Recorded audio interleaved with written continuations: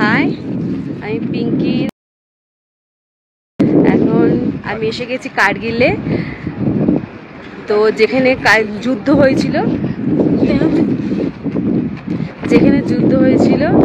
যেখানকার থেকে শহীদরা মানে অনেক সৈনিক মারা গেছে, সেখানকার কিছু অংশ দেখাবো। আর যেখানে ওই তার বেশি ভিতরটা ঢোকানো যাবে না, এইখানেই সব মারা গিয়েছিল। পাঞ্জাবের পাকিস্তানের লোকেরা ঢুকে গিয়েছিল বলে। ইন্ডিয়া ইন্ডিয়া ইন্ডিয়া ইন্ডিয়া যুদ্ধ বিমান।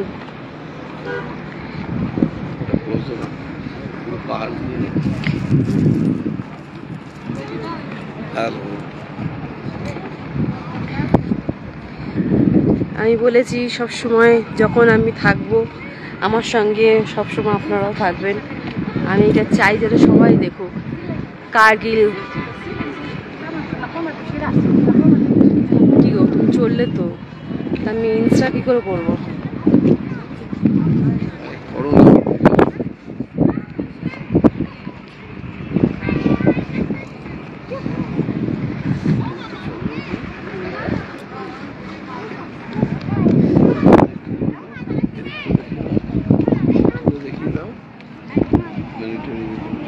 মিলিটারি এরিয়া, পুরোটাই মিলিটারি এরিয়া।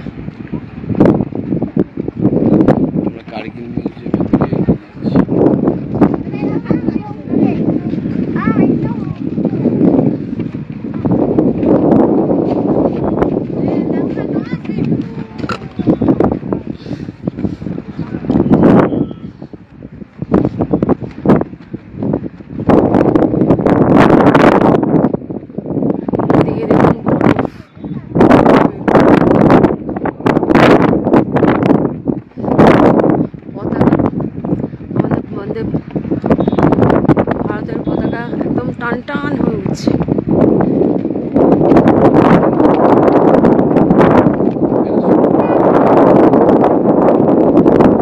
আসবার সময় বেরিয়ে এসে ফটো তুলবো।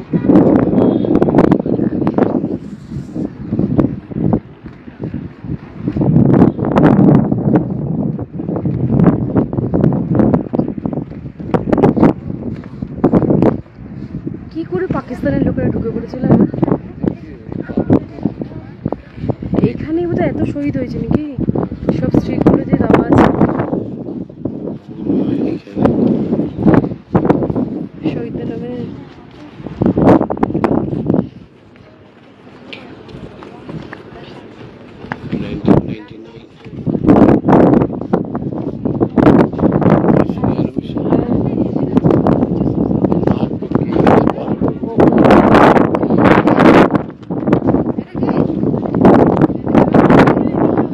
হেলিকপ্টারে করে এসে ওপরে আর নাহলে ওরা উঠেছে।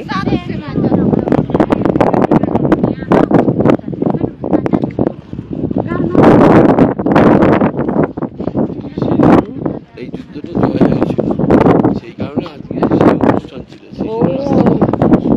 এইবার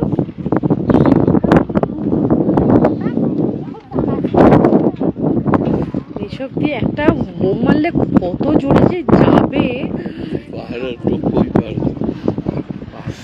স্যালুট ভারত মাতা। अंदर मोबाइल नॉट अलाउड, तो प्लीज़ फोटो खींचना भी मना है, तो मैं दिखा नहीं सकता।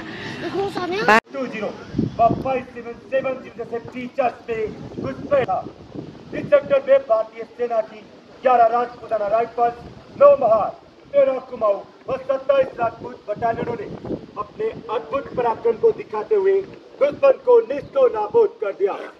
दोस्तों, सब सेक्टर को आज 11 राजपूताना राइफल्स के कैप्टन हनीफुद्दीन के नाम से सब सेक्टर हनीफ कहा जाता है।